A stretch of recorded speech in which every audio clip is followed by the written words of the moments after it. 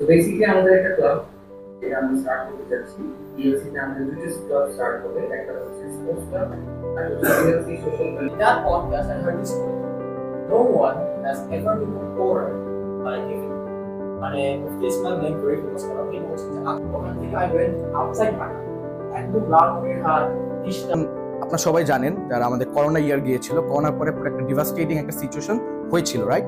তো সেই সময় মানুষজন অনেক আছে আপনার রাস্তাঘাটে ইফতার করতে পারতো না। এখানে যেরকম আমরা হচ্ছে গিয়ে যে একটা রিএস্টাবলিশমেন্ট আমরা কি করি। তো ক্যারিয়ার সেক্টরটা বলার just so that as all of your students you can understand where you can go. এই আইডিয়াটা দেওয়ার পর আমি যেটা চিন্তা করলাম যে আমরা প্রত্যেকটা গ্রাউন্ডের লোকেরা কাজ করতে পারি, and one of the nicest spring time part of this.